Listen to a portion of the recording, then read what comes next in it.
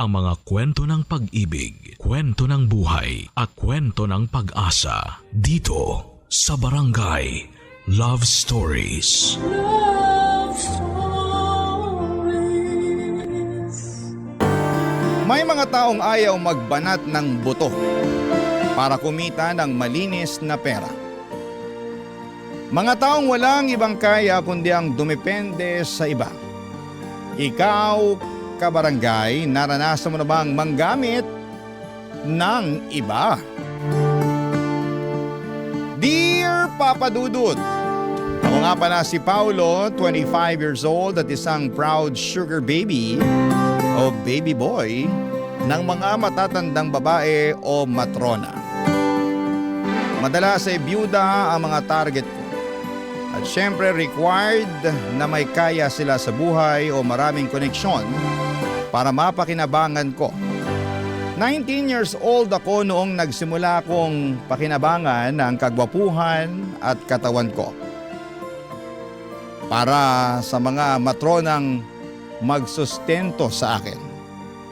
Come and go lamang din naman ang mga matronang ito, Papa Dudut. Minsan ay nakakahanap na sila ng mas bata sa akin o mas magaling lang talaga silang bulahin. Madalas naman ay nahuhuli lamang sila ng mga anak nila at tinututulan ang mga ginagawa nilang pagkuha ng aliw mula sa mga katulad kong sugar baby. Isa sa mga pinaka-loyal kong taga-sustento ang isa sa mga paborito kong matrona. Itago na lang po natin sa pangalang Marcia. 60 years old at kaedad lamang ng nanay ko. Sobrang galante ni Marcia. Lahat ng ituro ng uso ko ay bibilhin niya. Hindi pahirapan sa kanya kung anuman ang gustong ipabili ko. Mayaman naman kasi talaga siya. O mas magandang sabihin na mayaman ang naging asawa niya. Matagal na siyang byuda, maswerte lamang na iniwanan siya ng mga negosyo at iba pang mga yaman. Yun nga lang, Papa Dudut, ay wala silang naging anak. Kaya ang libangan ni Marcia, ako at wala nang iba pa.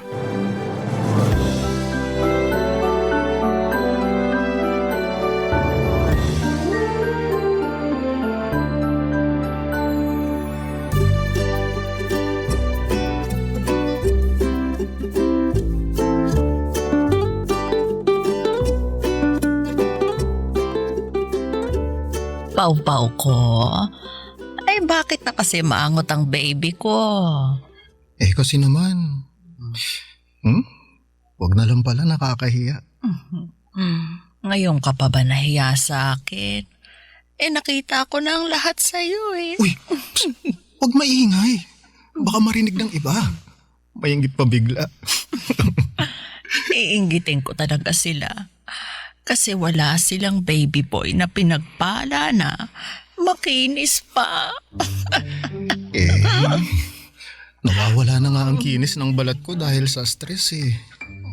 Ay, hindi na to kaya ng moisturizer lang. Ay bakit ba kasi? Ano bang kailangan ng pau-pau ko? Wag na. Sasarilihin ko na lang to. Ay, wag namang ganun. Ano bang kailangan mo? Sunscreen from Korea o Japan? Meron ako nun. Gusto mo bang magpa-body scrub? Hindi yan ang kailangan ko eh. Ano nga? Nai-stress kasi ako, baby. Paano ba naman? Malapit nang kumupas yung mga t-shirt ko, kakalaba. Wala na rin sa uso. Hirap na ako mamili ng isusuot kada aalis ako. Yan lang ba ang problema mo? After ng meeting ko mamaya, pagsha-shopping kita. Hindi dapat kumukupas ang damit ng baby ko. Kasalanan ko rin naman. Kasi palagi ako naglalaba. Hand wash pa. Nai-stress na naman ako bigla. Tingnan mo naman itong mga kamay ko. Hawakan mo. Ay, ang lambot naman ng kamay mo. Hindi na nga malambot ang mga kamay ko eh. Tingnan mo nga oh. Konti na lang kasing gaspang na ng talampakan ko yung mga palad ko. Dahil sa kakalaba ko to eh. bakit kasi ikaw pang naglalaba? Bakit hindi mo na lang ipalaundry? Ako na lang ang magbabayad. Wala kasi akong tiwala sa mga laundry shop. Baka mamaya mapag-interesan pa nila ang mga damit ko. Alam mo namang puro branded tong damit ko. Oo, alam kong branded yan. Ako kaya ang bumili lahat ng mga damit mong yan. O diba? Kaya nga sayang kung nanakawin lang sa laundry shop. Kaya sana, ang gusto ko,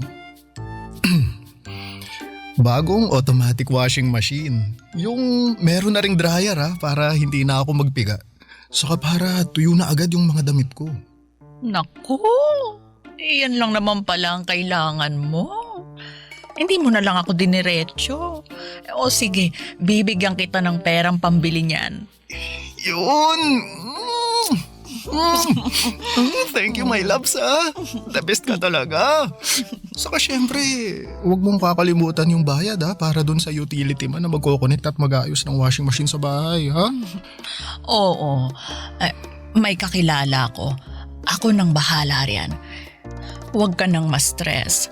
Mag-relax ka na para hindi na mag-dry ang skin mo. Okay, baby? Ay, tsaka yung sunscreen na rin pala. Orderan mo na ako ng marami. Pero gusto ko yung galing Korea para oppa ang datingan ko sa arawan. Noted sa lahat ng yan. At mamaya, mag-grocery na rin tayo para may stocks kayo ng nanay mo sa bahay ninyo. Okay? Ay, kahit kami na lang ni nanay ang mag-grocery. Idagdag mo na lang sa allowance ko. Kasi banding kasi namin ni nanay yung pamimili. Alam mo naman na bihira na kami magkasama kasi palaging ikaw yung uuna ko.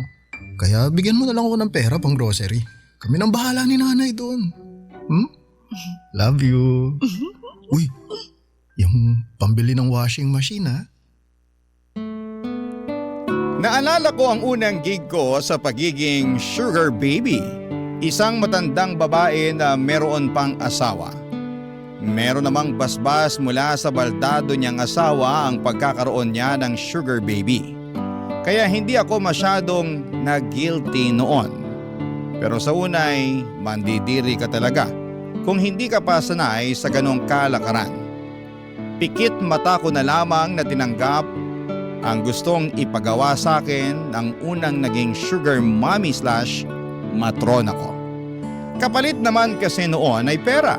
Malaking tulong ang perang kinikita ko sa pang sugar mommy para sa amin ng nanay ko. Papadudot hindi malaki ang mga unang kinikita ko noon dahil nagsisimula pa lamang akong bumuo ng pangalan ko sa industriya ng sugar babies. Pero sapat naman na yon para masustentuhan ang mga pangangailangan namin ni nanay noon. Kami na lamang kasi ang magkasama sa buhay. Sa pagkakatanda ko ay 7 years old lamang ako noong iniwan kami ni tatay para sumama sa mayamang babae. Pinili niya ang babaeng yon kesa sa amin. Inamin niyang nasilaw siya sa pera at palibasa nga ay mahirap kami noon at siguro'y napagod na lamang si tatay na magtrabaho ng magtrabaho. Pero hindi naman kami umangat sa buhay. Kaya noong may nagpakita sa kanya ng interes, agad na niyang sinunggaban at iniwan kami ni nanay bilang kapalit.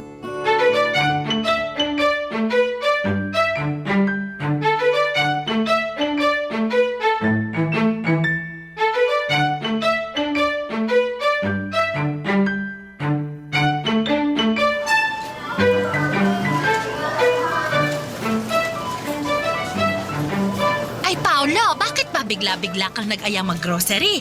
Marami pa naman tayong stock sa bahay. Nay, balita ko kasi may bagyong parating kaya mabuti nang handa tayo. Ay, oo nga. Meron nga palang bagyong parating. Ilabas mo na lahat ng damit mong marumi mamaya pagka-uwi natin. Pati yung bedsheet mo, palitan na rin para maisama ko na sa labahan. Habang hindi pa nagtatago ang araw, mamadaliin ko ng paglalaba. Teka, relax ka lang, Nay. Hindi na natin kailangan ng araw para makapagpatuyo ng labada. Bakit? Ang ibig kong sabihin, bibilhan na kita ng automatic na washing machine. Ay, yung merong dryer? Yung hindi na kailangang bantayan palagi? Oo, bantayan na lang po natin yung bill ng kuryente kasi panigurado, tataas ang singil sa atin sa susunod. Ayoko na pala niyan. Mataas palang konsumo sa kuryente. Talo tayo riyan. Hayaan mo na ako sa batsa at palo-palo. Kaya ko pa naman kahit mano-mano. Ay nako Nay, hindi ko naman nahahayaan na mas lalong gumaspang ang kamay nyo kakalaba. Kaya nga bibili na tayo ngayon ng washing machine para hindi na kayo mapapagod. Mahal ang singil sa kuryente ka mo. Walang problema ron Nay, kaya kong bayaran kahit umabot pa ng 10,000 ang kuryente natin kada 15 days. Sabi ko naman sa'yo, promoted ako sa trabaho ko. Saka meron pa akong bonus kada buwan dahil marami akong naipapasok na kliyente sa office namin. Talaga ba anak? Naku, napakaswerte mo nga naman. Pero sana, makwentuhan mo ko tungkol dyan sa trabaho mo ha? Kasi nagtatanong sa akin ang mga tita mo. Wala naman akong masabi sa kanila kung anong trabaho mo tsaka kung bakit ganyang kalaki ang kinikita mo. Huwag na lang kasing magkwento sa kanila. Hindi naman nila kailangang malaman kung anong proseso sa trabaho ko Mahihirapan lang silang maintindihan kasi komplikado yung kalakaran dun sa office. Komplikado? Baka naman mamaya gumagawa ka ng illegal ha? Nako, di bali na magkanda sugat-sugat ang kamay ko kakalaba. Huwag ka lang papasok sa mga pinagbabawal na trabaho. Nay, legal po ang trabaho ko no? Kaya nga sa office ako pumapasok, di ba? Ano ba kasing klaseng trabaho yan? Kahit sa akin mo na lang ipaliwanag para maintindihan ko naman. Nay, hanggat maaari kasi kapag nasa labas na ako ng office, ayoko nang pinag-uusapan pa yung tungkol sa trabaho ko. Gusto ko lang mag-relax kapag kasama kayo. Kaya, alam nyo, bumili na tayo ng mga kailangan natin sa bahay. Tapos bumili na tayo ng washing machine, ha? Ay, anak, baka naman pwedeng maglambing ng sunscreen tsaka moisturizer. Kasi alam mo naman ang nanay mo. Nagkakaedad na. Kailangan ko ng panlaban sa katandaan. Nakita ko sa Facebook mainam daw ang sunscreen araw-araw. Ano ko, Nay? Merong regalo sa akin ng boss ko ng mga sunscreen galing Korea. Ay! Oo, bukas kukunin ko sa office. Yun yung gamitin mo para pwede ka nang humilera dun sa mga bida nung K-drama. Galing talagang Korea. Hmm. Ay, maiinggit lalo sa akin ang mga kapitbahay natin pag nakita nilang kulay Koreana na ako.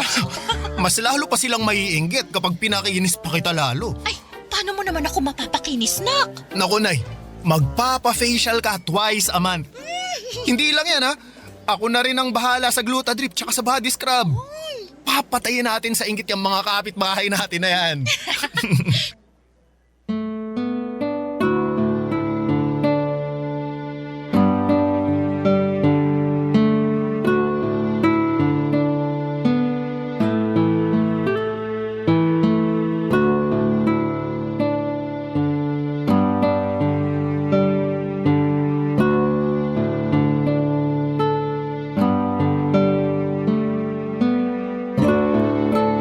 Papadudot, hindi alam ng nanay ko ang tungkol sa pagiging sugar baby ko. Bakit ko naman sasabihin sa kanya? Alam ko namang pipigilan niya ang ginagawa ko. Lalo't sa ganong dahilan kami iniwan ni tatay noon. Naniniwala naman siya na nagtatrabaho ako sa opisina. Noong hindi pa ganong kalakas at kadalasang kita ko sa pag-sugar baby, inakala ni nanay na nagtatrabaho ako sa call center. Sa gabi na kasi ako lumalabas ng bahay at tanghali na akong umuwi. Siyempre sa gabi ako madalas kinikita noon ng mga matrona ko. Nag-i-stay kami sa motel hanggang bago magtanghalian. Pagkatapos noon ay umuwi ako kaagad para makaligo na. Para matanggal kahit papaano ang pandidiri ko sa ginagawa ko noon. Hanggang sa tumagal at nasanay na ang katawan ko na dumadampi sa katawan ko ang mga matatandang mga babae. Nasanay na akong umaasa sa kanila sa lahat ng kailangan kong pangpinansyal.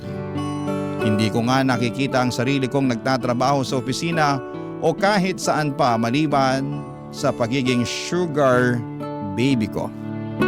Mas madali ang pera. Mas malaki kumpara sa kinikita ng iba. Siguro isang pasasalamat na lamang din na natutunan ko ang ganitong kalakaran dahil sa tamad kong tatay. Sabi nga nila mga kapuso like father like son, ika nga. Wala na akong balita kay tatay at kung nasaan man siya.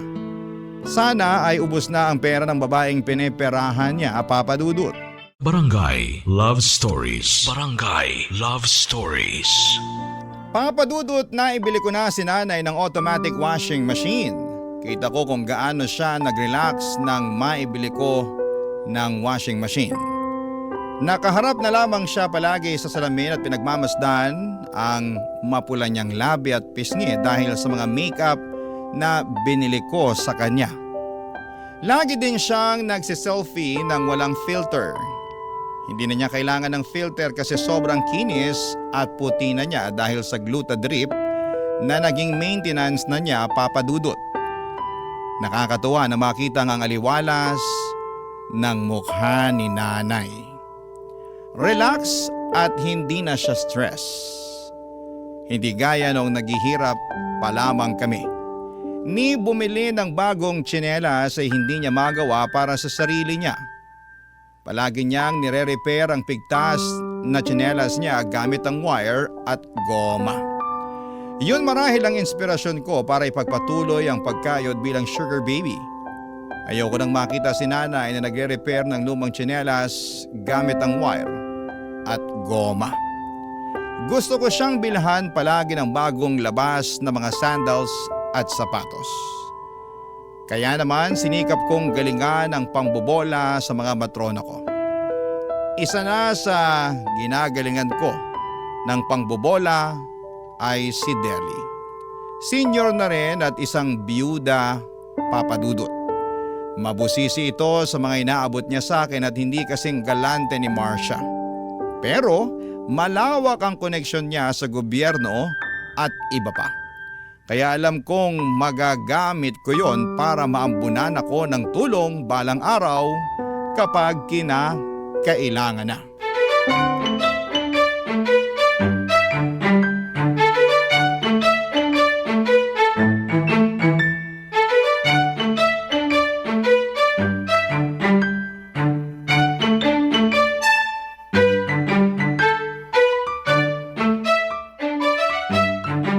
Deli! Matagal ka pa ba riyan? Kanina pa ako rito sa kamo. Oh. Babad na ako rito. Teka lang at may inaasikaso akong mahalaga. Gusto mo ba lumabas na lang muna ako dito sa hotel para hindi ka maistorbo? Nakakapagtrabaho naman ako kahit nandyan ka. Diyan ka na lang sa kama. Humilata ka riyan at mamaya tatabihan na kita. Nabuburyong na kasi ako rito Lahat na ng posisyon sa paghiga, nagawa ako na. Buksan mo na lang ang TV. May cable naman na ata dyan Manood ka ng balita para updated ka sa mga kaganapan sa Pilipinas. Para naman makasali ka na sa usapan namin ng mga amiga ko kapag lumalabas tayo. Bakit kasi kailangan ko pang makisali sa usapan nyo ng mga kaibigan mo? Hindi naman ako nakaka-relate. Puro sa ekonomiya, politika, relihiyon. Wala man lang bang tungkol sa showbiz para makapag-ambag naman ako kahit papaano? Ay nako, hindi nakakahasa ng utak ang mga chismis at showbiz. Habang bata ka pa lang, dapat busugin mo na ang utak mo ng mga iba't ibang kaalaman. Makakatulong yan sa'yo kapag nakikipag-socialize ka na sa mga matataas na tao. Ano ba yan? Palagi mo na lang akong pinapangaralan. Ang pinunta ko rito, lambingan. Hindi lecture, ha? Lambingan ba talagang pinunta mo o allowance? Syempre kapag may lambing, matik na yung allowance. Ay nako ka, mabuti na lang talaga at gwapong-gwapo ka. At malaki ang katawan. Kaya sulit ang allowance na inaabot mo sa akin, di ba? Kahit payat tong utak ko. Deli. Wag mo na akong kulitin sa allowance mo. Nagdagdag na ako last month. Aba, matuto ka namang makontento. Hindi naman yun Ano pala? Baka naman pwede mo matulungan yung tsuhin ko na nakulong. Kapatid yun ni nanay. Nakikiusap sa akin na magawa ng paraan yung kaso niya. Bakit sa akin ka lumalapit? Attorney ba ako? Pulis? Alam ko kasing marami kang koneksyon. Ano bang kaso ng tsuhin mo? Nakapatay. Nakapatay? Ewan ko ba dun sa tsuhin ko? Hold-upper pala. Tapos ayun, hindi niya sinasadyang mapatay yung hino-hold up niya. Tinutukan lang naman ng bread knife ng tsuhin ko yung hino-hold up niya kaso biglang pumalag yung biktima. Sinuntok yung tsuhin ko. Syempre, kailangan lumaban ng tsuhin ko. Sinaktan na siya, di ba? Kaya ayun, napuruhan niya yung biktima. Paano, Deli? May lusot kaya? Marami pa akong kailangang alaming detalye. Siya, susubukan kong gawa ng paraan. Yay! Teka, saan pa bang masakit sa'yo para malagyan ko na ng ointment? Yung tuhod mo? Nagbabadya ba ng rayuma yan? Yung balakang? Aling buto mo yung tumutunog ngayon para mahimas ko na? Ha?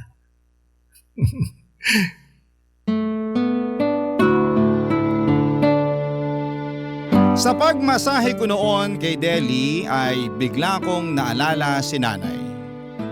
Naalala ko noong nagsimula kaming dalawa na lamang ang magkasama. Laging nasa labas si nanay para rumakit sa palengke. Tagabuhat siya ng mga prutas at gulay tuwing madaling araw. Tagahugas ng mga gulay sa tanghali, sa gabi naman ay tagawalis ng kalsada. Alanganing oras na ang uwi niya at pansin ko kung paano siyang paika-ika kung lumakad dahil sa sakit ng katawan.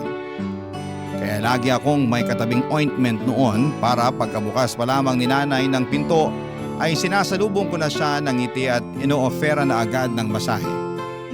Doon ko nakikita kung paano ngumingiti si nanay sa akin, Papa Dudut, para bang nawawala bigla ang pagod niya. Parang sa isang iglap ay lahat ng pananakit ng tuhod, kamay, likod at balakang niya ay nawawala ng bigla. Bata pa lamang ako ay natuto na akong magmasahe.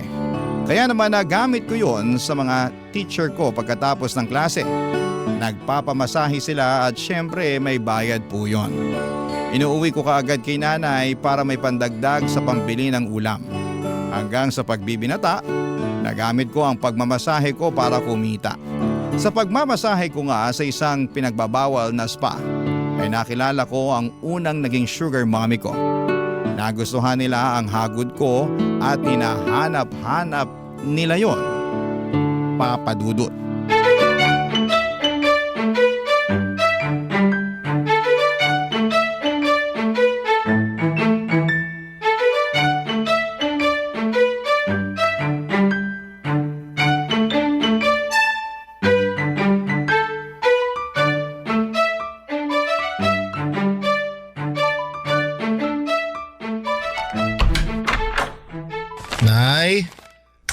Nay, nakauwi na po ako.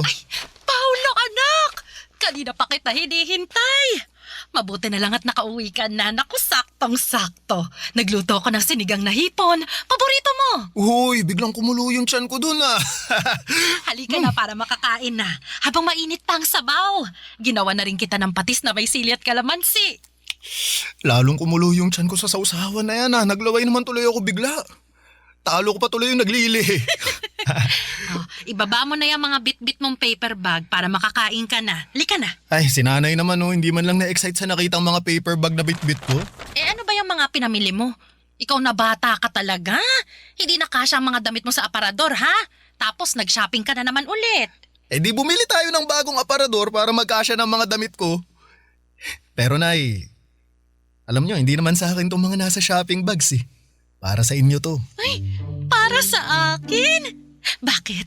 Birthday ko na naman ba, anak? Oh, bakit? Tuwing birthday ka lang ba dapat regaluhan? Wala namang okasyong kailangang i-celebrate para bilhan mo ko ng regalo. Nay, gusto ko lang i-celebrate ang pagiging best nanay nyo sa buong mundo. Anak ha, ang corny mo na. Naghahanap ka lang ng dahilan para gumastos eh. Nasa mall na kasi ako kanina. Nakita ko ang daming bagong labas ng mga damit. Feeling ko bagay sa inyo lahat ng pinamili ko. Check nyo, dali. Ito oh. Patingin nga. Anak, ang gaganda nito, hala. Oh, di ba? Ang mamahal din ako.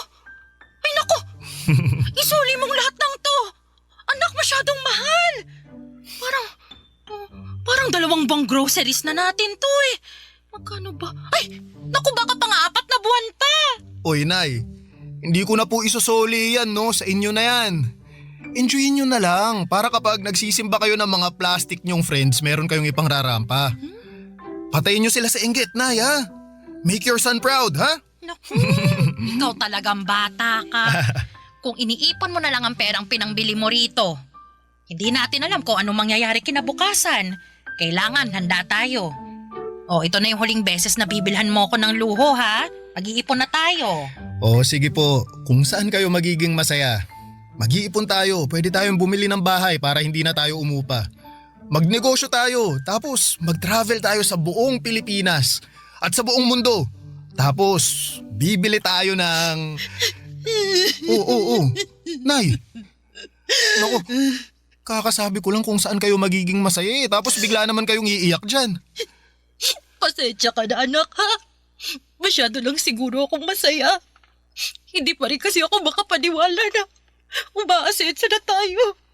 Dahil sa'yo. Dahil sa pagpupursige mo. Salamat ha. Nay,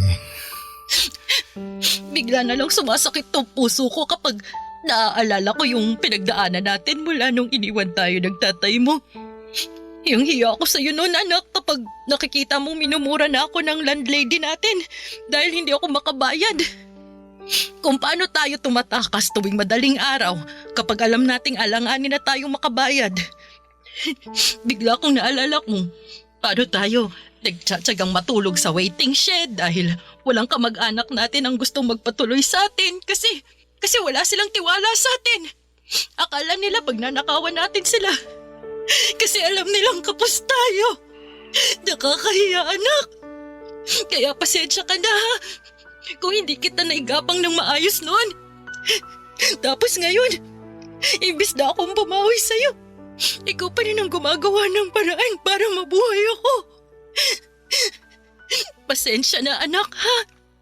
Pasensya na kung kulang ang galing ko sa pagiging ina.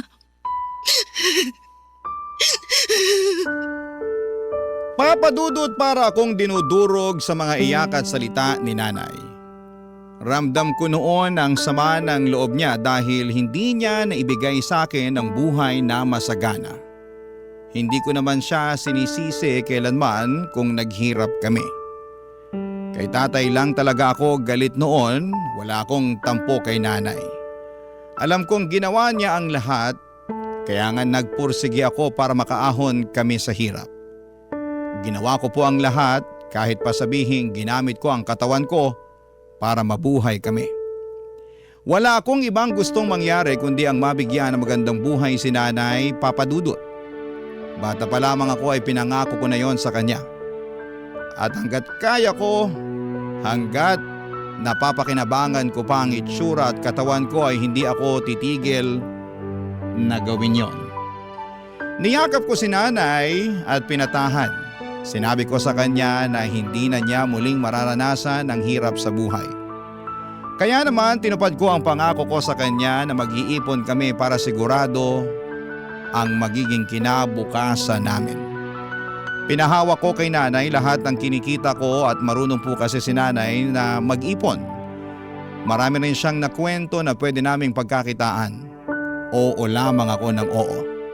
Sino ba namang hindi sisipaging umoo? Kitang kita ko sa mukha ni nanay ang saya habang nagkukwento ng mga balak niyang gawin kapag meron na kaming sapat na pera. Papa Dudut, kahit sino namang anak, may ingganyong pumayag. Masaya ang nanay mo Hindi ba't yun naman ang goal ng bawat anak? Barangay Love Stories. Barangay Love Stories. Nag-focus ako sa goal namin ni nanay na makaipon ng malaki.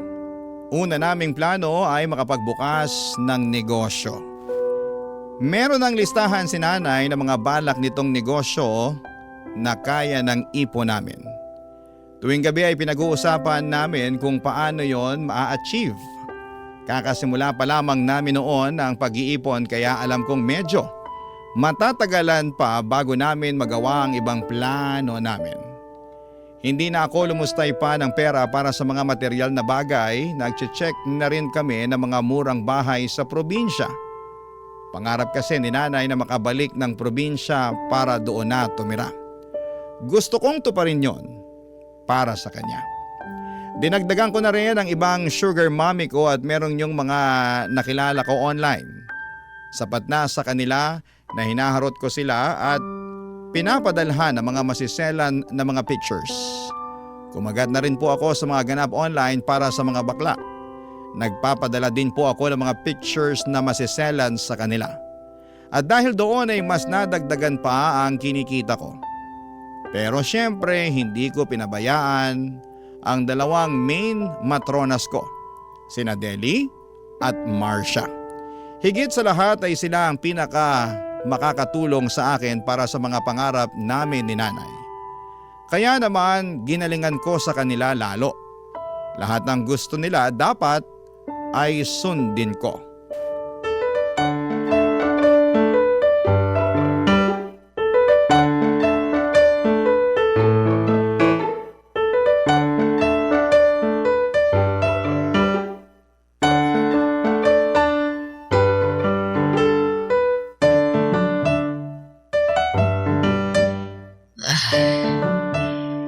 Paulo, tumawag ka nga ulit sa reception ng puwisit na motel na to. Ang init. Hindi pa ba magagawa ang aircon nila? Ayoko ng electric fan lang. Kakatawag ko lang, di ba? Baka magalit naman na sa atin yung nasa reception. Baka makulitan na sa atin, mas lalo pang i-delay yung pag-aayos nitong aircon na to. Ewan ko ba naman kasi sa'yo kung bakit dito mo pa napiling mag-check-in. Afford ko naman ang magbayad ng mamahaling hotel. Bakit sa motel pa na to ang gusto mo? O kaysa naman mapunta sa hotel yung pera mo, di ba? Sa akin mo na lang ibigay. Panigurado namang mag-e-enjoy ka sa akin ngayon. Pang 5-star review ang galawan ko mamaya, abang ka lang. Ikaw talaga? Dinadaan mo ako palagi sa ganyan, ha? Ikaw lang tong nakapagpapapayag sa akin na humiga sa kama ng cheap na motel na to. Hindi ako sanay sa ganito. Kaya dapat bumawi ka sa akin ng matindi. Akong bahala. Kailan ba naman kita binigot, di ba? Ano bang gusto mong bilhin, ha? Bagong sapatos? Bagong cellphone ba? Perahin mo na lang. Cash talaga kailangan ko.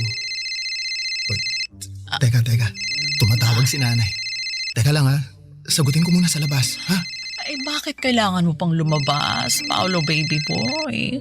Dito ka na lang. Huwag mo akong iwan dito. Baka papakin ako ng mga lamok dito. Ay! Mahina kasi signal dito sa loob eh. Sa labas malakas. Saglit lang to ha. Saka dadaan na lang din ako sa reception para i-follow up yung sa aircon natin ha. Sige na nga. Para hindi naman tayo maging pawisan mamaya kapag nagharutan na. Basta good girl ka dyan ha. O sige na. Sagutin ko lang tong tawag ni nanay. Diyan ka lang. Pagbalik ko, dapat ready ka na. Opo, sir.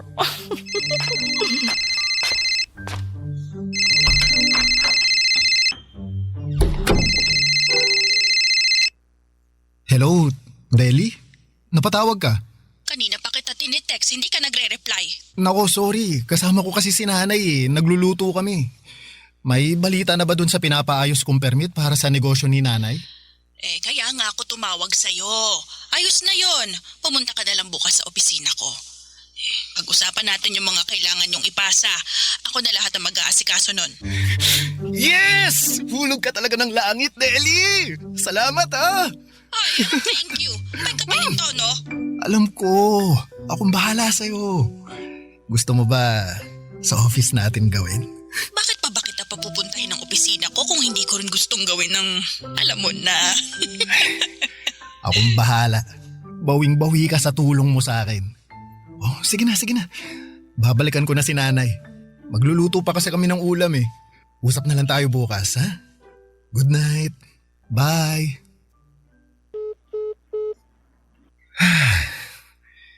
Ibang klase talaga si Deli. Daming tulong sa akin. Pero teka, unahin ko muna tong si Marcia. Marcia? Ready ka na ba? Eto na ako.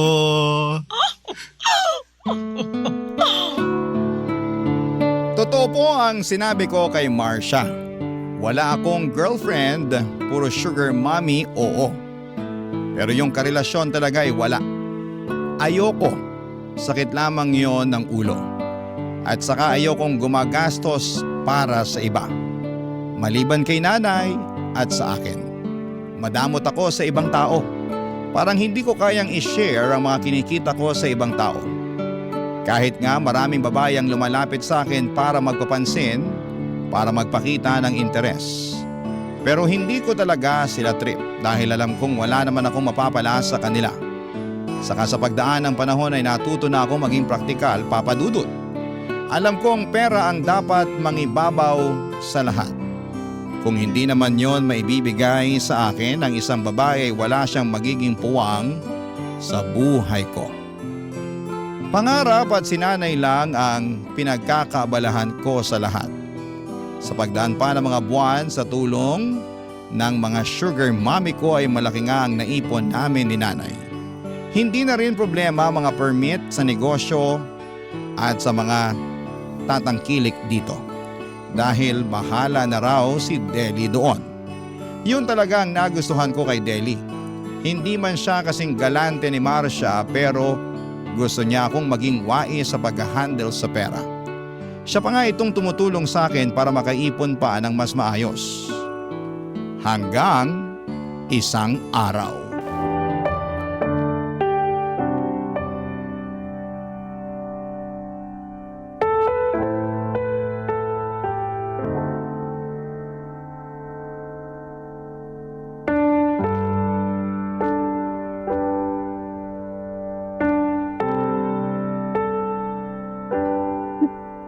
Oh, Nay.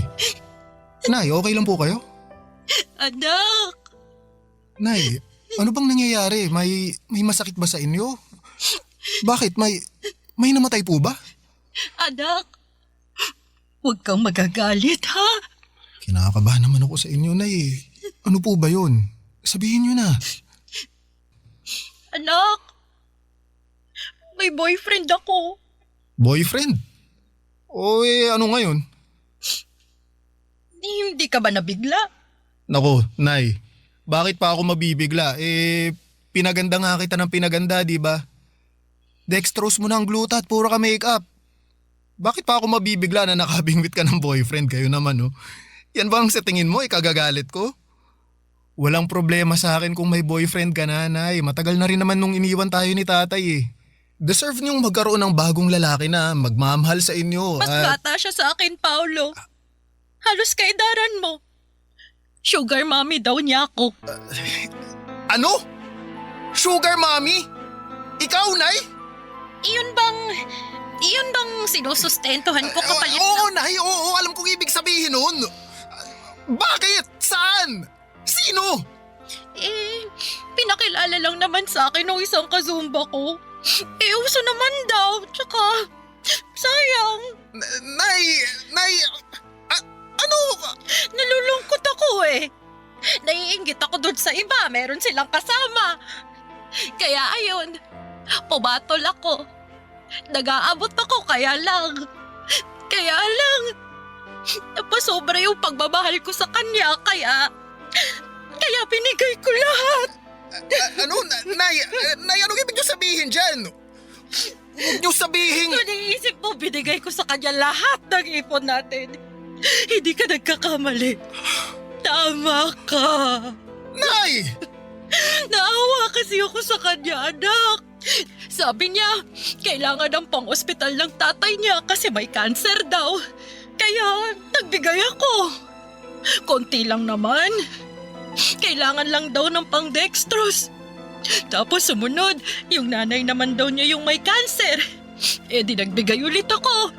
Tapos sumunod, yung kapatid naman niya yung may cancer. Ganun ba? Oo. Nasa lahi raw nila, kaya binigay ko lahat ng ipon natin para gumaling silang lahat. Nay, bakit naniwala ka sa ganun?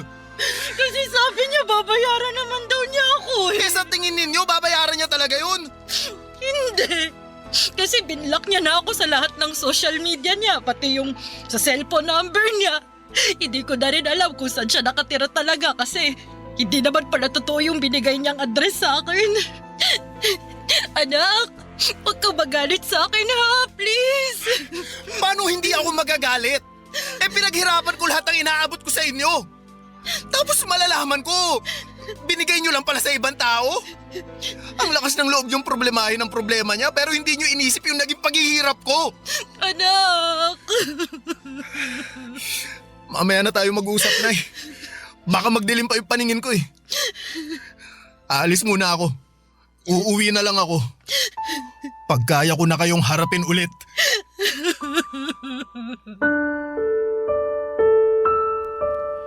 Papa Dudut, muntikan ko nang aminin noon kay nanay ang tungkol sa pagiging sugar baby ko.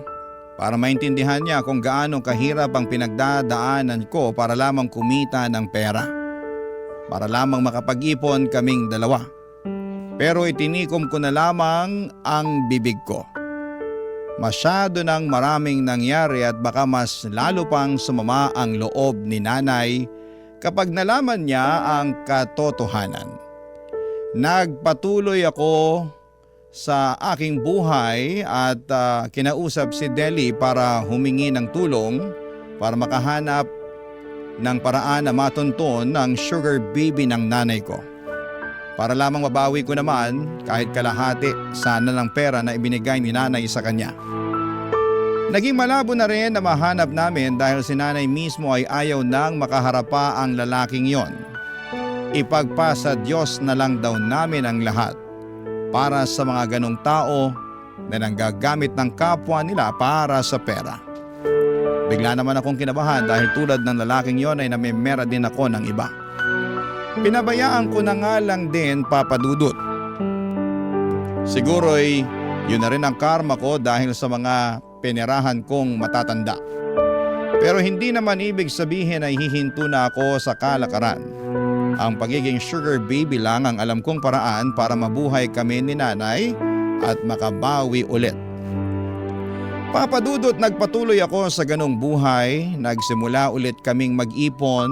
Ang mahalaga na lamang sa ngayon ay natuto na si nanay at nangako na siyang hindi na ulit magpapahulog sa isang sugar baby o baby boy. Maraming pong salamat sa pagbasa ng aking liham. Ang inyong kapuso at kabarangay forever, Paulo. Ano ang masasabi mo sa ating Barangay Love Stories today? Aabangan namin yan sa aming comment section.